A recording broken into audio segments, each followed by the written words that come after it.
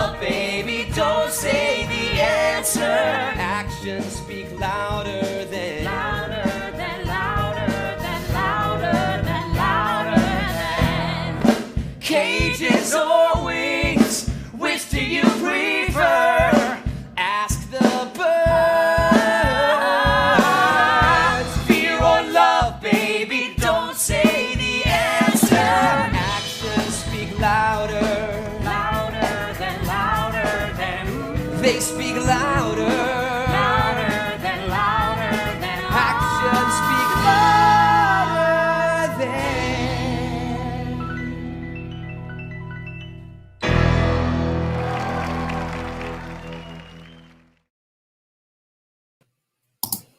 Hello and welcome. I'm Jonathan Silverstein, the Artistic Director of Keene Company.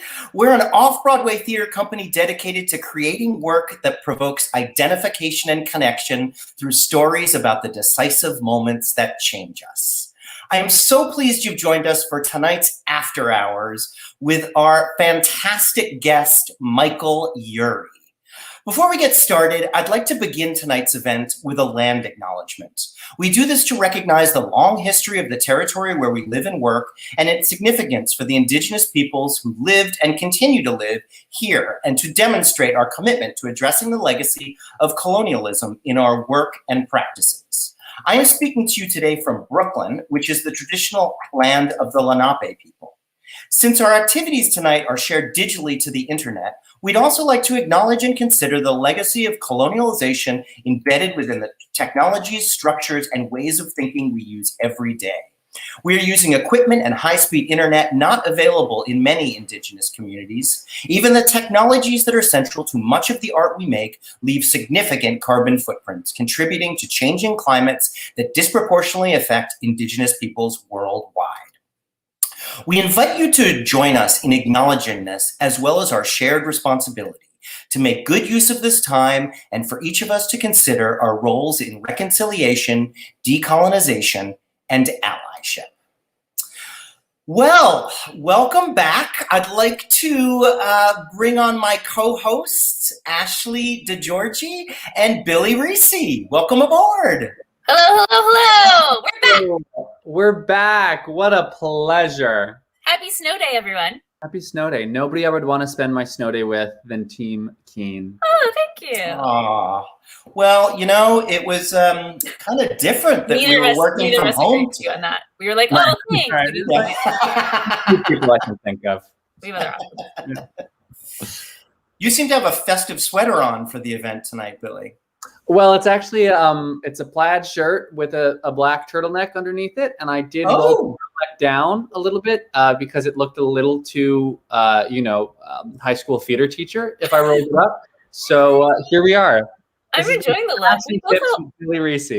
We all feel sort of wintry cozy, which I think is appropriate for today. It's the mood for sure. Absolutely. Well, I am so excited for tonight's guest. I know you guys both are. I think we should bring him on. Absolutely. What do you guys think? Well, for those of you who might be new to Keene After Hours, as Johnny says, we're Keene Company. Keene After Hours happens every Monday at 6:30 Eastern. Wherever you're watching it is a great place to watch. You could also be watching on our website, Facebook, YouTube. And this is our weekly show where we get to kind of reconnect with theater people because we miss them. We don't get to see them in person as often. How did the idea come up for Keene After Hours, Ashley? Well, I'm so glad you asked, Johnny. Typically in person, our offices are on a floor with a bunch of other theater companies at Art New York. And our doors literally always open. And so we sort of became like the RAs of the floor where people would just stop by and hang out and bring us leftover food. And typically, you know, we're a good source of distraction if you're trying to avoid any kind of work. We will fill time. So we're kind of bringing that spirit to the online community.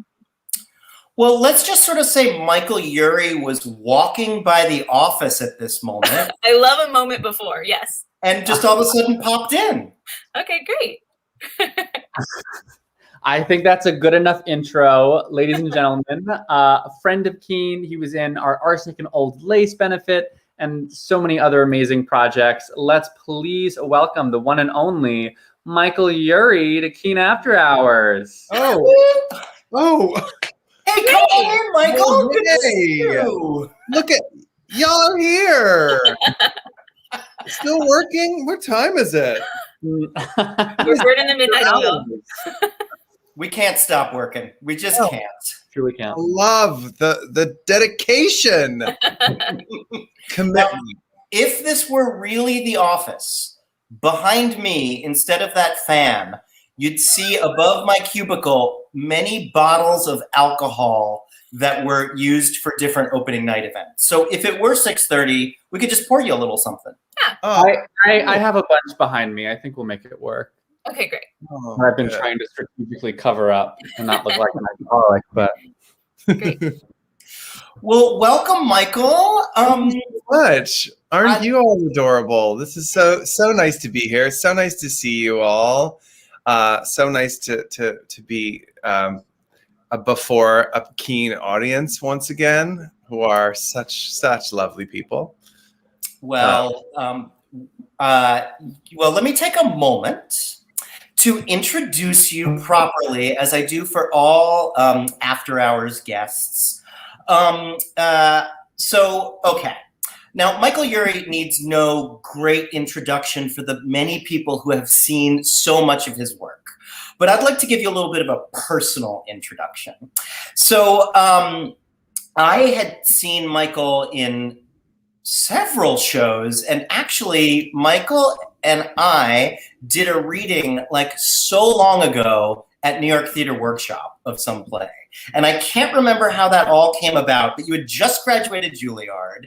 And you were, of course, amazing in the reading. And I had seen you in that Red Bull show. Which one was that? It was called Revenger's Tragedy. Yes, Revenger's Tragedy. And lo and behold, maybe it was actually 2, 3, 4 years later, I got involved with a play called The Temperamentals that was written by John Marans. And it was a beautiful play about the Mattachine Society, which was the first gay rights organization in the US, and the founding of it in the 50s. And John said, well, there's an actor who's been reading Rudy Gernreich, Michael Urie. So should we call him back for the reading? And I was like, oh my God, yes, are you kidding me? We did a small reading, and one of the people in the audience was one of Darryl Roth's assistants, and also, of course, Stacy Shane, who was our first producer. But we decided to go forward with a little showcase production in a 40-seat theater. And I remember John and I going like, all right, I mean, like, I know we're not going to get him, but we've got to ask Michael. Because Michael at this time was on Ugly Betty, and was and still is a superstar. And we emailed him, and I remember you getting back to me pretty quickly and saying, like, you know what, I think this might be able to work in my schedule. I would love to do it. And after I picked myself off the floor, I got in touch with John, and so there began a year and a half journey. In which we, went from a 40-seat production to a 99-seat production to a 250-seat production at New World Stages. And you were not only fantastic in the show, but a mensch throughout the entire process, which was quite a process with 7 opinionated gay men in a room. one not gay man. But anyways, 2 not gay men. 2 not gay men. I forgot about the second non-gay man. Anyways, many have continued to stay friends and see you in so many things. And then last year, Michael was the lead role in our star-studded reading of Arsenic and Old Lace. Michael, like, you seemed like you were born to play that role. You took over the stage. It was such an amazing evening, and it happened to be about, what, two weeks before the shutdown? Maybe 3. Was it? Yeah, Wow. yeah.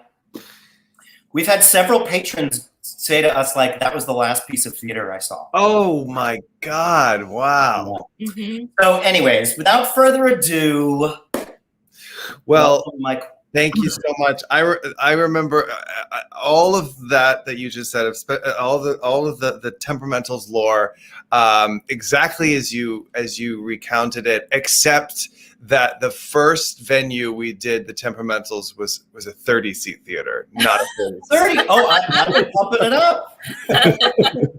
It was a 30. It was only 30 seats, but it was really incredible. I mean, that play was so good, and you did such a beautiful job directing it. And the hardest thing, like, we moved that play twice. We did it in 3 different places. And so you, Johnny, had to like restage it entirely. And the first one was this 30-seat theater. It was a room. It was not a theater. It was a room. And there was seating on 2 sides. I think it was 2 rows on 2 sides of a room. There were 2 doors to this room and a window and a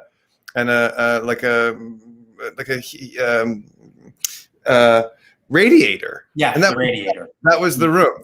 And we came through one door, and then the audience came through another door. I think sometimes we went through that door too. 30 seats and a couple of chairs, probably 5 chairs, 1 chair for each of us. And you figured out how to make that whole play, which went all over. It was a play that took place all over the play. It took place all over Los Angeles and went to Washington, D.C., and it was in people's minds at certain points. And you found a way to bring the whole thing into that tiny little room. And it was amazing and totally sold out. And I was just talking to somebody about Bernadette Peters was at the opening night. And so was Elizabeth Ashley. In our 30-seat theater. In the 30-seat theater. I remember being able to see the glow of red hair. And then we moved across the hall to what was also not a theater, but more like a theater. Yeah. A much bigger place. A much bigger room, a 99-seat space. And I don't know how you came up with this, but it was a room that could be anything, could be flexible. It was a flexible space. And you came up with this idea that the audience would sit across from each other. Half the audience would be across from the other half, and the entire stage was elevated in the middle, and there was nothing else. There was just a couple of chairs, 5 chairs again, and that was it. And so we went from having 5 chairs and a radiator to the same thing without the radiator, and no walls to lean on, like nothing to lean on, nothing to, and we would come in and out from behind, I guess, or from behind the audience, and you had to completely restage it for a tennis court, or what do you call that? Alley. And then we moved again, and you did something that I thought was pretty ingenious. We moved to a proper, like an actual theater. Crazy. And that had actual theater seats and a stage and a backstage and maybe a wing, not much of a wing. And you built the first room on the stage. So you went, like, it was brilliant. We walked into the theater and I was like, that's the 32-seat theater, the 30-seat theater where we started. You built the window and the radiator. I was going to say, did the radiator come back? Wow. It did. Yep. Because it was There was also a beautiful, beautiful scene between Rudy Gemreich and Harry Hay, played by Thomas J. Ryan, and it took place right on that radiator. I distinctly remember the rehearsal in the first room, in which I don't remember who said it, but we were like, let's try it on the radiator. And it was the most heartbreaking, moving scene on that radiator. So we had to have it back. It was very cool. I thought it was pretty ingenious, and that you were able to, like, put us in 3 completely different spaces, even though the first and the third were the same. One was like everyone was in the room with us, and the other was you looked up at the room. It was so cool, so beautifully done, and just an incredible experience. And like, you'd see me in that play in the basement, and I had been in some other things in New York, and we did that reading together. But that was my big break in New York, the Temperamentals. I mean, I was on the TV show, so I'd been like, I had gotten I'd had a big break, but I had not been really taken that seriously in New York theater until the Temperamentals. That was really like my big, I was, getting occasionally auditioning for big theaters, but I had not worked at any big theaters at that point, and I was not getting any major auditions, and I wasn't really getting seen for things. I mean, obviously TV helped, that later, but because we had a previous relationship, and because I had done readings of the play for John before I was on TV. It was all, that's what gave me real credibility. It wasn't an intentional decision, but if I had been on TV and then come to New York and done like Chicago, Right. or like popped into Tony and Tina's Wedding or something like that, it would have been a very different debut, a very but because it was such a cool play, such a classy production, and started it really like it had such an organic organic journey from off to like proper off with a playbill and everything. And we won awards, and it was critical acclaim, and it was one of those plays that I remember it was the first time somebody said, I saw black cars outside the theater. And I was like, what do you mean? It's like, that means rich people are coming. Really? It was the first time that I'd ever heard that term. So it was such an important gig for me, and such an amazing story. I mean, for anybody who doesn't know the story, it tells of the very first really gay political activists in America in 1951, the Mattachine Society, and whose first chapter started in Silver Lake in the LA area, and 19 years before Stonewall, or 18 years before Stonewall, and long before Harvey Milk, and just like a true like brave activism, and they're so forgotten in so many ways, and it was so interesting because I was at a point where I was doing that TV show. I was playing a gay guy in fashion who was very over the top and very silly, and I was being told by representatives and other elders in show business, you can't do another gay role. You can't play anymore. This is it. Now you got to get your great straight role. And I was like, well, okay. When it comes along, I'll definitely take it. Right. And this job came along, and it was like, oh, a gay guy. Oh, he's in fashion. No. That's probably not what they meant when they said but it was such a different kind of a role. It was so very different. I mean, Rudy Gernreich was this, at the time of the play, he was a costume designer, but he went on to become a very famous fashion designer who was doing extremely avant-garde things. And he was really famous. He went back in the closet, which is one of the tragedies of the play, is that this guy was an activist who had to go back into the closet in order to make it in fashion. But it was such a different role. So it was so weird to look at my next sort of big role, and certainly my, the next thing I was doing interviews about, and on the poster and all that stuff, for it to be another gay role and another guy in fashion. But that's when I realized doing that. I realized, oh, this, I've been told all this time, you're going to get typecast. You're going to get typecast if you played more gay roles. And that's when I realized, oh my God, this is so silly. Because not only is this another gay role, it's another gay role in fashion. And the two couldn't be further apart. Mm-hmm. And this idea that gay is some kind of stereotype or some kind of typecast, some kind of typecasting is so stupid. And that's when I was like, this is totally bullshit. And that's when I came out publicly too. I do remember that. It was not publicly out yet. Everyone was shocked. That's a joke. But once I realized, oh, this isn't like I'm not gonna be pigeonholed as gay, because look at this. This is a completely different role in a completely different type of work, a completely different genre and tone and style and everything. So it was big old job for me.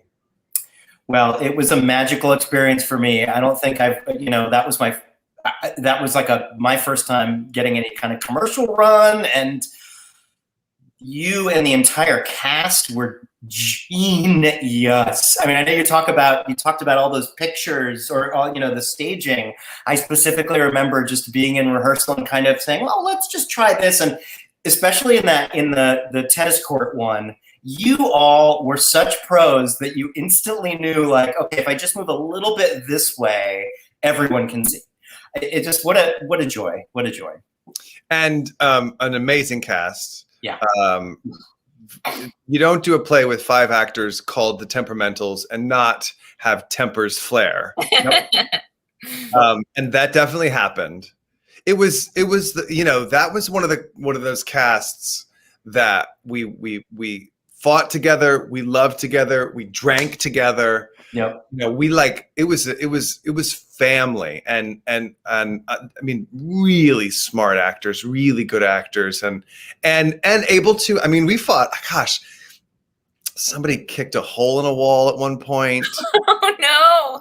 Yeah, I came off stage. I was furious at 2 of the actors one night, and we got into it backstage because over a Broadway Cares speech. Like it was like.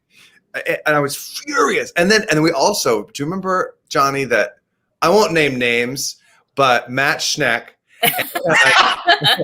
Sam Breslin-Wright, and Arnie Burton had a major breaking issue where they would laugh on stage. And Tom Ryan to an extent, and I never did it. I never broke on stage. But this was a drama. This was not a funny play. I mean, it was funny. It was a funny play. It had funny parts to it. It was like it had levity, and I'm sure that's why they laughed. I'm sure that it was because we were up there being so serious, and because we loved each other so much. So like you look at each other and you could see what the other was thinking, especially like Matt Schneck, who was such a silly person, and he was playing such a silly role. He was really funny in the play, but you would look at him and you would know what he was thinking, and it would just. And Matt and Sam, they just would make each other laugh so much. And I don't know how many times the audience knew, but when we moved into that theater where the audience was on both sides, there was nowhere to go. No. You couldn't turn up stage and laugh. There was no upstage. Family is a good way to describe it. That is definitely true. Yeah. So we like to spend a little bit of time in after hours sort of getting to know how you got here. And so I want to ask you to travel back to when you first started getting involved in theater. Was there a role? Was there something you did when you were in school that you remember going, this is kind of cool? Yeah. So as a matter of fact, there is. I wanted to be a director first. I wanted to be a movie director first, and then there was obviously no cinema class. Although I'm sure there are some cinema classes in high schools now, but in my public school in Plano, Texas, there was not there was not a movie class. There was not film directing, but there was theater. And so I thought, well, I better do theater. That's the closest I'm going to get. But I'm not going to act because I want to be a director. And the first play What inspired you to be a director? Were you just a movie fanatic? Yeah. Yeah. I loved movies a lot. And the first movie that really like blew my mind was Tim Burton's Batman. Oh, okay. Because I was also a Batman. I loved Batman. I loved the original Batman TV show. And I played with action figures like it was my job. I didn't read comics, but I loved superheroes. So when Batman came out, and my dad looked like Jack Nicholson, and Jack Nicholson played the Joker in that movie. So there was a lot going on. Yeah. And so then I realized, okay, so then I started to put together. I started to put together. Jack Nicholson was the Joker, and I learned that was a big deal that Jack Nicholson played the Joker because he was a giant movie star and a really serious actor. And now he was playing, this character, and he was so critically acclaimed in that movie. And everyone said that movie was so dark. Of course, if you watch it now, it seems like a kid made it, but but it was so I started to understand like acting through Jack Nicholson, and then watching other Tim Burton movies, I really started to understand what a director did, because if you watch, at that point, 1990, as more movies of his came out, you had Beetlejuice, you had Pee-wee's Big Adventure, you had Batman, and then he kept making more. He made Batman Returns, and he made more movies, but you started to see his stamp. So I was able to like understand what a director did based on what he was making. And then I got into Steven Spielberg movies, another director who you watch a Steven Spielberg movie and you're watching a Steven Spielberg movie. So I think it was watching those great movies and loving them that made me think that's what I want to do. I love movies so much, and I want to be like those guys. So then when I got into high school and started working on plays, immediately I wanted to be the assistant director of the ninth grade musical Fiddler on the Roof. But at the audition, I was behind the table at the audition. Everyone was on stage, one by one auditioning, and it was about 150 women and 6 men. Of course. To do Fiddler. And we weren't, and the teacher didn't want to put girls in boys' clothes. So she leaned over and she was like, "You're going to have to be in it. You're going to have to be in it. There's only 6 boys." And she also cast basically everyone in the musical. So like everyone basically got cast. So like literally the opening number was like 3 or 4 papas and 65 mamas. Sure. Like 6 sons and 38 daughters. Really even vocally. There's a different story. It sounded great. But so, and then I liked that. I liked being in the play. I liked everything about putting on that show. It blew my mind, making a show, putting on a play. It was just like the coolest thing in the world. So I was definitely going to keep doing that. And I was just fine to be on stage. But it was the next year when we were doing The Curious Savage. Do you all know this play, The Curious Savage? It's a really popular high school play because I don't know why it's so popular in high school, but it's about an insane asylum. And the main character is an old lady. It's sort of like Arsenic and Old Lace in some ways, in its simplicity. Not as good as Arsenic and Old Lace, but it is a very funny play, and it's simple because there's a sweet old lady who's put into an insane asylum by her kids, but she's faking it. She's not really crazy, and she's rich, I think. And then there's a bunch of other crazy people. There's one person who never speaks, a woman who never speaks, and then she has this one long monologue. And there's one guy whose hand is always on his face for some reason. I mean, it's really simple, but I played her son. So then her 3 kids show up because they need money or they need something from her. She's hidden something. I can't remember. But I did in this, and I was really mean. My name is Titus, and I was really mean, and I was really mean to my mom and everybody. And I remember there was this moment where I was trying to find out where something was, and she kept stalling or like throwing us off the scent, and I slammed on the table and I screamed, "Where?" That word "where," and it got this big laugh in rehearsal, and then I kept it, and that was the moment. It was getting a big laugh, it was a big laugh, not just like, "Oh, that's I can see that's funny," or "That's a funny line." It was like it was a choice that I had made, not in the script. You know, nobody said slam the table and scream "where." and I was like, "Oh, I get it. I see." And then there were a few more times when I would get like big laughs, and I was like, "This is great. This laugh thing is great. Getting a laugh is so great." And it felt so unique to theater.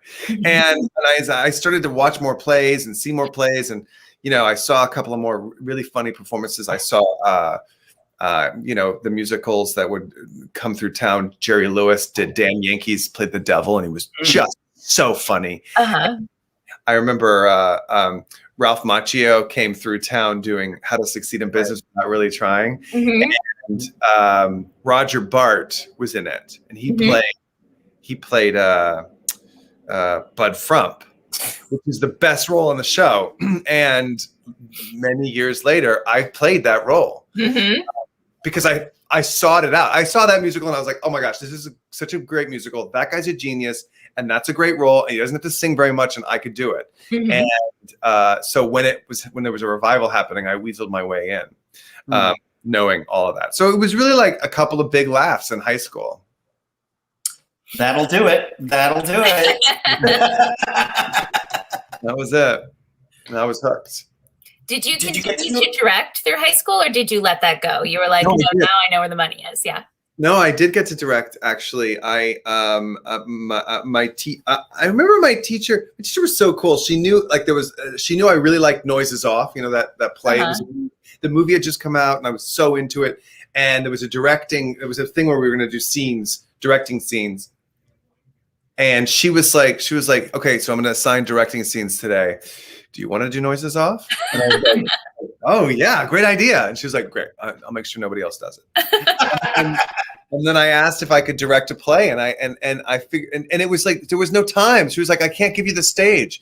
I can't give you the stage." And I was like, "Well, what if we rehearse in the morning?" And she was like, "Well, I guess you could do that." And so I directed a play, and in like 10th grade. What play did you direct? It was a play called Winners. Okay. It was another like high school. It was about This was about high school, but it was a very, you know, it was like a high school play. It's a play that high schools do. It wasn't a play, you know, that had been, you know, done at the Guthrie. It was like a you know, like a high school play, and I cast everyone everyone was a high school student. I cast as many people as I could. And actually the teacher, the principal came to see it, and he said, "This is great. Everyone should see it." And so we did it for like a week, all day, every day. And all the student body came, or something like that. You got like a commercial run of your high school. Yes, we transferred. We got extended. It was great. It was great. Wow. It was really cool. So when I went to high school, there was 9th and 10th grade, and then 11th and 12th grade. So then I went to senior high school, which was 11th and 12th grade. And I directed a little bit more there, but I was really getting into the acting thing. And but at that point, I sort of thought I was going to, instead of being a movie director, I thought I love theater now, and I love my teachers. So I'm going to become a teacher. I'm going to become a drama teacher. But I just kept getting laughs, and eventually I said, "Fuck teaching. I'm going to be an actor." Dennis, okay. You've still directed recently, haven't you? Over the last several years, I've directed a little bit. Yeah. There's been a few things on Ugly Betty. I got once I was like on a film set for a long time. and really consistently, I started to see like, oh wow, no, now I want to do this again, and I got that bug. It's very different than directing for the stage, though, because it's so much problem solving, especially television, and it's so much like putting out fires and navigating personalities, and it's less of like a visionary position, but I really liked it, and I thought I could be really good at this. And I've directed a few things. I directed a low budget feature that my partner Ryan and Hallie Pfeiffer wrote. Yeah, that was a really fun, and it's very funny, and called "He's Way More Famous Than You." And then I directed a short film called "The Hyperglot" that I'm also really proud of. That were things that people sort of came to me with, like Ryan and Hallie were like, "We have this idea for a movie. Would you direct it?" And I was like, "Yeah, okay." And then our friend of mine, the hyperglot is a hyperglot is somebody who can speak 10 or more languages, and we happen to be friends with one, and he wrote himself a part in a short movie, and he said, "Would you direct this?" And it's great. Both of those are on iTunes. And then I also directed a web series, and I co-directed a documentary that's about high school speech and debate, which I was also really into. And then in the last couple of years, I've directed a little bit more. I directed a solo play by Drew Droege that he starred in called Bright Colors and Bold Patterns, which I had seen him do at Ars Nova with just a chair.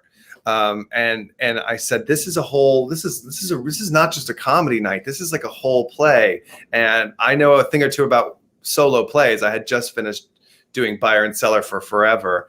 And I said, I can help you not only like I see the whole thing. I can help you flesh out this world, but I also can help you like maintain a run, because I know what it's like to like have to go out there every night.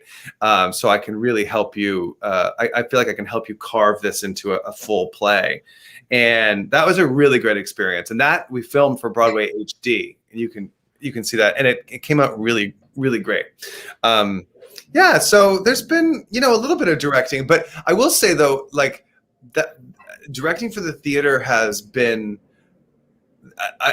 there's been a few occasions, like Ryan, my partner, he also wrote a play, and I've directed a few workshops of that, and that I feel like is a good fit too. But most of the time, I don't think when I work on a play, I don't think like a director. I think it's a different skill set. There's a couple of plays when I read and I think, oh, I could direct this. I understand all the parts of this, all the pieces. But most of the time when I work with a director, like their brains are in a different place than mine. And in the theater, I feel much more at home on stage than anywhere else. The secret is you just add a couple radiators in. That's what Johnny does. Everybody just got a radiator in the back. And just say no a couple times. You're good. No and yes. So, and you went to Juilliard for college, is that right? Yeah, I went to a community college for 1 year, which was kind of wrapped up in that idea that I wanted to be a teacher, and then sort of changed my mind, and I also had really bad grades, and like I took the SAT and bombed it, and then I took the ACT, which is the shapes and colors version of the SAT. I did really well, but like the period of time between bombing the SAT and doing well in the ACT, I got rejected to all these schools that I had applied to be a teacher. And I was like, I don't think I want to be a teacher. And I feel like this is a sign. And so this community college was really great. And I mean, they were doing very cool things, and they had a lot of money, and they'd offered me a scholarship, which was like $200, but it covered everything. It was like community college. But they were doing amazing work. I mean, my mom would take me to the theater, and we went to see plays see, they did The Apple Tree and a big musical in a black box theater. And they did this big production of Dracula in a proscenium theater. They had two spaces, and I saw As Is. They did As Is. Oh, wow. At this community in Plano, Texas, on the main stage. And it was beautiful. I couldn't believe what I was seeing. So it was a great experience. Going there was really amazing. And I did a bunch of plays there. And it was a teacher from that school who said, you should audition for Juilliard. And I was like, okay, sure. And that's it. I didn't audition anywhere else. I was going to stay another year, but I got in, so I went. Were you doing classical text before that, or did classical text come out of Juilliard? A little bit. We did, in high school, we did a production of A Midsummer Night's Dream that I really loved. It's senior high, my senior year. And it was, I felt really at home doing Shakespeare. And then we did Chekhov. I did Three Sisters at the community college. So I'd done a little bit. I liked it. I knew I liked it. But I also thought going to Juilliard was really just like the greatest ticket to show business you could get. And it did work out really well for me. It's not that. It's not a guarantee. There's no guarantees in show business, as you all know. And there are a lot of people from my class who were totally brilliant who have not continued in the business for whatever reason. But it's such a fickle business. But being at Juilliard, I really fell in love with classical theater. And when I got out, I thought, this is what I'll do. I'll be just fine. Forget making movies, forget teaching. I want to be in Shakespeare plays all over the country. I want to go from Shakespeare play to Shakespeare play. That's what I wanted. And that didn't happen either. Because I didn't get it. I got a few. I started to get a few, but it just seemed like it was more like being funny on TV was going to be my first stop. So I got, I did do some Shakespeare, and I have been able to do some more classics over the years. And I would like to do more. I'd certainly like to do more Shakespeare. Didn't you do a role in a Shakespeare? It begins with an H, and I can't quite remember. It's interesting. I think the title and the character are the same. Yeah, Horatio. Horatio, right? I did play Horatio actually with Hamish Linklater as Hamlet. Oh, really? Which is really cool. That's funny. But I played Hamlet. Yeah, I think that's what you're going for. I played Hamlet in Washington, D.C. For Michael Kahn, who was my teacher at Juilliard at the Shakespeare Theater. That's amazing. It was really cool. Really amazing. Really amazing experience getting to do a big ass production. Like not just getting to play Hamlet, but I think we had 6 weeks of rehearsal. Wow. It was very expensive. At one point, at the end of the play, Claudius drops a poisoned pearl into a goblet of wine and tries to get Hamlet to drink it, but Gertrude drinks it and she dies. Mm-hmm. In tech, we're teching the play, and I walk over to Alan Cox, the actor playing Claudius. I'm like, what do you got there? And he's like, oh, it's the pearl. I've got the prop for the pearl. I was like, oh, how cool. Let me see it. It's this gorgeous velvet box, and he opens it, and there's this beautiful lit up pearl, like light up pearl. And I was like, that prop cost more than the Temperamentals. Yep. Yep. We could have a whole season. We could probably do 2 seasons on it. That's the entire Keen payroll. Yep. It was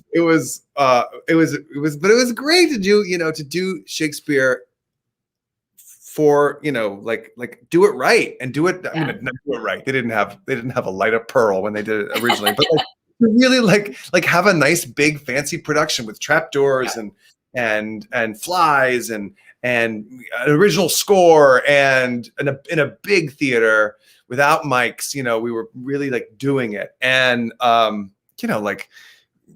it's Washington D.C. and I had done Shakespeare there before, and I've worked there a few times, and I've done I think 4 different plays there, and they're incredible. The audiences there are incredible because they're very smart, they're very competitive. Like they want to get it. They want to know. They want it. They also like mostly lawyers or politicians. So like the language they use is the closest to Shakespeare of really any profession. I hadn't thought of that. That's so funny. Yeah, I'd never really thought about that either, and until they were there, and they really get it. Like they really listen. They really understand, and several Supreme Court justices came. Wow. Justice Kennedy gave us a tour. He invited me to the Supreme Court and gave me a tour. Wow. I bet there were a lot of black cars out front. There were a lot of black cars out front. But you know what I realized when I was there doing, because I did Buyer and Seller, the one-man comedy about Barbara Streisand. I did that on tour through DC, and the wardrobe person came in one night and she was like, I have to tell you a really funny story. I was on the train home last night, and there was an ad for the show of you. It was a picture of you, like Buyer and Seller, and it was like my gay face. And she was like, I was sitting there and I was like, oh my God, there's Michael. And then a few seats down were these 2 fratty DC like lobbyist assholes talking really loud. And one of them's like, oh, dude, look at that. Look at that guy. You see that picture? And I was like, oh God, where's this story going? And she was like, and I cringed. And then the guy was like, this guy's supposed to be great. We have to go. And I was like, oh my God, that's so DC. Like that's so like people, they want to know, like, it's very speedy. They want to know what's next. Like what's cool? What's cool? What's happening? What's cool? What am I missing? What's going on? And that's a great crowd to come see a play because they're so in it, and they're so like, in New York, like sometimes you do a play in New York and people show up and they don't even know what they're seeing because they're in the theater 4 nights a week. And you really have to do something special. Like you're like, okay, well, how am I gonna get? I've seen you all. You look out of the audience. You're like, I know all of you. How am I gonna do it this time? And it's a totally different. I mean, and there are benefits to that. There are benefits to like it's a really, the New York theater crowd is such a cultured crowd, but the DC crowd they want you to succeed. They want it to be good from the moment they sit down, and it's a really cool thing you can do. Like our production of Hamlet would not have worked in New York, and in fact, it's sitting there like this. Right, exactly. This is the 4th Hamlet I've seen this month. And in fact, the New York Times review was not good for that Hamlet. But like a DC crowd, first of all, they don't care about reviews, which is great. But they just want it to be good. They're rooting for you. So I would love it. This is a bit of a leading question because I know the story, but I love it so much. Will you tell us a little bit about how you became a recurring character on Ugly Betty? Sure. So on Ugly Betty, so like, okay, in television, let me start from the beginning. Lucille Ball. No. Oh, wow. In television, there's the series regular. So like imagine Law and Order, right? Mariska Hargitay is a series regular. When you watch an episode, let's say Danny Burstein is a suspect. He's a guest star. Which you can watch pretty much any episode, and Danny Burstein would be in it. Yes, exactly. And then when they're talking to the person on the street, someone says, "Oh yeah, I saw Danny Burstein over there." That's a co-star. So there's the series regular, the person who's asking all the questions. There's the guest star, the person who's the suspect, and then there's he went that way, and that's the co-star. I was a co-star in the pilot of Ugly Betty, and I had a few scenes, but it was not a guest star. And there was no chance. And when you do a pilot and you're a series regular, you sign your life away before you even get the job. For your final audition, you sign a contract that says what you're going to make for the next 7 years, literally. And so I didn't have any of that. I was a co-star. I made less than less. And I had no deal. I had no deal at all. I was making scale for like a day player for 3 days, let's say. And which I was fine with. It was great. It was a lot more than my $200 a week basement job at Here Art Center, which I was literally doing at the same time. And I'm loving, by the way, happy to have that job. But it was a good part. I was like, this is a good part, but I understand enough to know that there's no way this is going to be anything more than these scenes.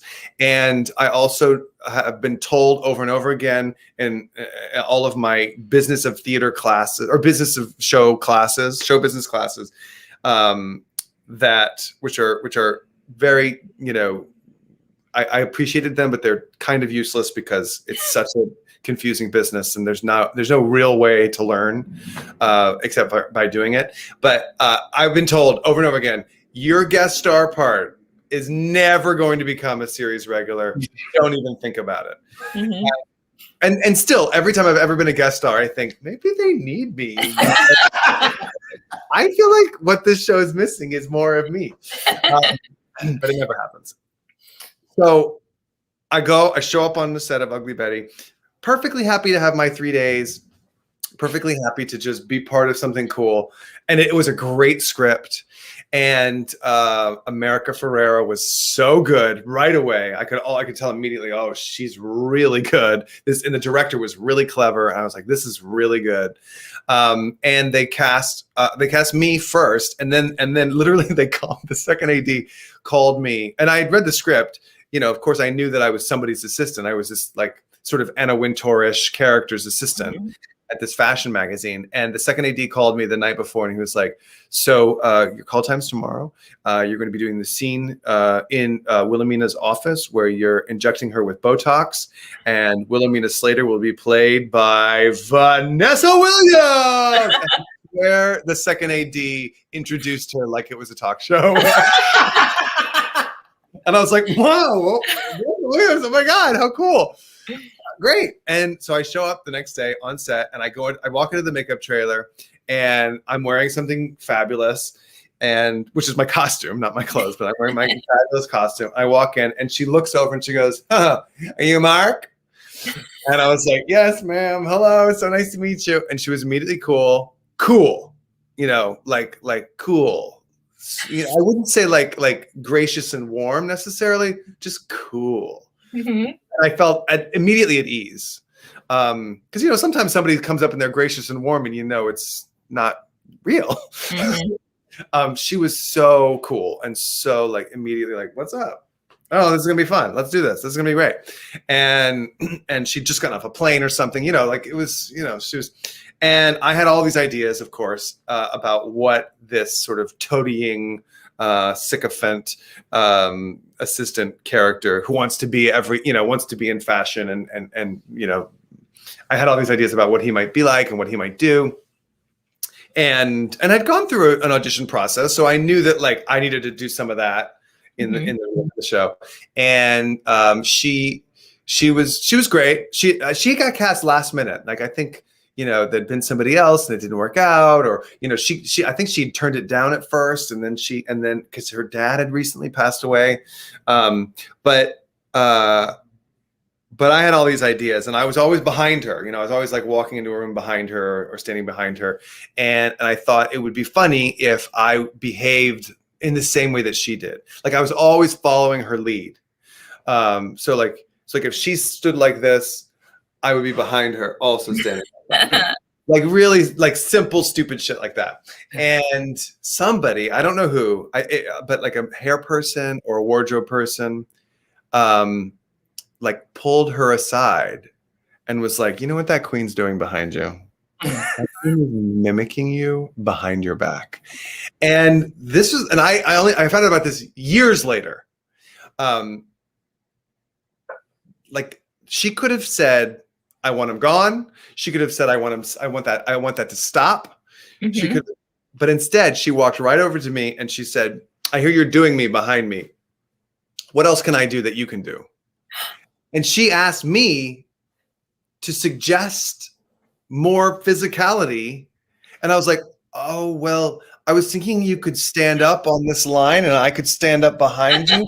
He's like, great, we'll do that. And then a few more bits like that. And by the end of the episode, and so we immediately like that was, and then they were like, oh, we like that. Oh, do that. You know, like they liked that. And then at one point she was like, hey, stand here instead, because then you'll be in the shot. She was like putting me in the shot. Like these are things I keep thinking about other actors like that might have been cast in that role who would not have wanted me in their shot. Who would not have wanted me mimicking them behind them, and who certainly would not have asked me for suggestions. And by the end of the pilot shoot, they put me in the cast photo. And I was like, they called me in an extra day. They were like, we need you to come tomorrow for the cast photo. And I was like, really? Okay. And they put me in the cast photo, and then, you know, and then I said, okay, I'm not gonna hold my breath. But I did think at that point, maybe there will be, maybe that something will happen. The idea that I had been told and that later was like confirmed was that she was such a scary boss that she would have a new assistant every episode. And I guess somewhere between the end of the pilot and the show getting picked up, they changed their mind, because as soon as the show got picked up, I was put in every episode. They call it all shows produced. And I was a guest star for the next, for the first 13 episodes. And they said, if the show gets picked up for the back 9 episodes, then you'll be an official series regular. I just love that story. We always find out these interesting ways on After Hours about how people got where they are today. And that story to me is such a beautiful story of generosity on Vanessa's part. And your chemistry, it's so beautiful. Yeah, I mean, it was a lot. I mean, she's so smart. You know, like so many times we shoot ourselves in the foot. And she knew that generosity was going to be better, and she knew that we would be better together. And you know, and she could have so easily dismissed the whole thing. And you know, and I would have been fine. You know, I would have been fine. I would have kept working in basements, and you know, maybe I would have gotten another show. But that she was like, it was so generous, so kind, and also smart. And she always makes really interesting and smart decisions, I think. And you know, and then like immediately we were working together. She bought me a bike for my birthday. We like went on a road trip to San Diego to see The Wiz at La Jolla Playhouse. I mean, like we were like, and I was like going on bike rides with her kids. She was great. I love her. Well, if you hadn't been on that show as a series regular, you still would have gotten cast in The Temperamentals, and you still would have the career you have today. I love it. I love it. We have to talk about. Sorry, Billy, you were about to say something. No, go ahead, Michael. Go ahead. We have to talk about Arsenic and Old Lace. Yes. It was really special. Well, it was like, I mean, you were the immediate person that I was like, oh my God, he must play the Cary Grant role. He must play that role. But I just didn't quite realize the magic that you, Marcia Mason, and Kathy Chalfant would put together, and along with everyone else. It was like, that was just Rogers. Oh my gosh. Reg Rogers was Reg Rogers. Oh. There was some line. Do you remember? I mean, first of all, he had to say Johnny over and over again, but with his whatever accent that was, it came out Johnny. I'll never be able to do it. But Chony, Chony, is your new nickname. You had another. Johnny. Johnny. He had this. What a voice, man. Oh, just brilliant. But there was something that Marsha Mason had a line. Yes. Do you remember what the line was? That was I don't remember the exact line. I don't, but I remember the moment that like brought the house down. Oh my God. It was some kind of guileless something where she didn't really understand what was going on. Yeah. Like she opened a something and there was a dead body or something like that. But it was just so, and like I've worked with Marsha a few times and she's like the greatest. She's so sweet.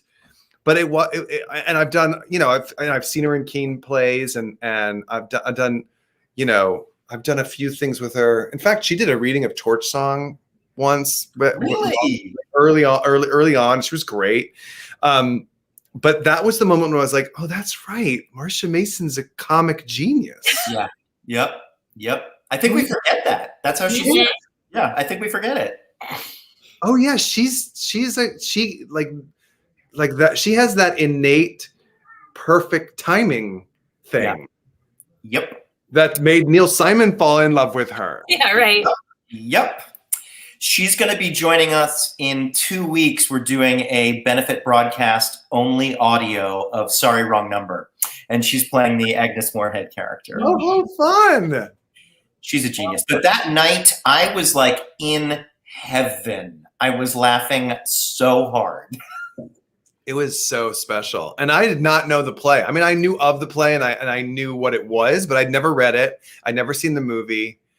And I just said, I didn't even read it before I said yes. I was like, of course I'm going to play the Cary Grant role. Chani opposite Marsha and Kathleen. But it was like those two were like such unlikely, I would never think to put them together. Mm-hmm. Such different kinds of actors. Totally. So good together. It was so good. Tall and short, and they were just like everything about it was so fun. We should do it. I want to do it. I remember. It may happen. Season 22. Why 22. not? All right. Mm-hmm. That honestly, I still forget that it was right before the shutdown. And it was like one of the last experiences I had in a live theater. Wow. Yeah. That's crazy. I don't think of it as being, that I was doing a play. I was doing a play at the time. Mm-hmm. Some of them have just been we spent my day off, I guess, doing it, right? Yep. Amazing. Well, we're about at time, but I would love one or two questions from the Keen Questionable before we wrap. Oh, lightning round, Keen Questionable. Green. Put him in the shot. Okay. All right. Lightning round, easy breezy. Here we go. Ready. Twitter or Instagram? Which do you prefer? I prefer the hellscape that is Twitter. That's fair. Great. Do you have a favorite drink? Okay. This is my favorite drink. It's okay. For many years I have loved the Scotch Laphroaig, which is a very smoky, very peaty Scotch. And I discovered it in Scotland, although you can get it here almost everywhere, but I did discover it in Scotland. And it is so delicious and I love it. And it's sort of the perfect after a show drink. Because you just have, you don't need much, and you'll sleep great. That's my favorite spirit. But okay. Moises Kaufman, who directed Torch Song, he introduced me. Moises and Mercedes Rule can make a very strong drink, and every once in a while we would stay after hours and they would make very strong drinks, and Moises introduced me to the smoky martini, which is a vodka martini with Laphroaig. Oh my, what? My favorite Scotch. So It's 1 part Laphroaig, 4 parts vodka, Sure. and a twist of lemon, and it is lethal Oh, but delicious. that sounds so good. Just So like- good. Right. Next Wow. up, bust it out. Okay, any favorite day off activities? Oh, doing a reading at the Keen Company. Oh, good answer. For that one. Okay, weird answer that one. Let's see. Oh, this is vital. Cake or pie? Pie. Oh, okay. Hey. Pie. Pie crust. The crust of a pie is, to me, the best. It doesn't even matter what the pie is. I would probably prefer like a cherry pie, but like cake often doesn't work for me. But any pie, It really is about the crust. Pie Oh, lives or dies by the crust. 100%. 100%. Okay, last one. Are you a matinee or evening performance kind of guy? This can be you prefer to attend or perform, either one. I love a matinee. Mm-hmm. I love performing a matinee. I think it's a great time of day to do a play. But yeah, I love a matinee. I don't know that I would say I prefer a matinee, but I really do love a matinee. And I always find myself every time I'm in a show, I find myself saying the matinees for this show are great, and then I sort of like over the years realize matinees are just great. Yep. Everyone's awake.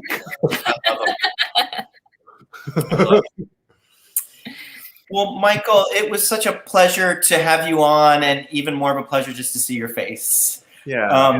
But thank you for sharing your hour with us, and just sharing a little bit about your life and career. You're just a joy. Thank you so much. It was lovely to be with you all, and I love the Keens so much. And today, every day I wake up and I scroll through the hellscape that is Twitter, and I actually saw the first thing I saw this morning was I think it was an email alert actually from the New York Times. I got an email alert about a conversation with me from the Keen Company, and then I got an email alert from the New York Times that said that was like good news about the coronavirus. And I think that was the first time I've seen that. I mean, obviously the vaccine, but it was like numbers were going down and the vaccine is working, and gosh, it was good to see. So it's nice to have finished my day with this after beginning my day with that. Hopeful, and watching that great clip video that you showed at the beginning, seeing all those great plays. Y'all do plays with a capital P, and I can't wait for that again. I can't either, and I can't wait to do one with you. Yeah, great. Mwah. Thank you, Michael. Thanks, y'all. Bye. Another wonderful Monday. Another one for the books. Another one for the books.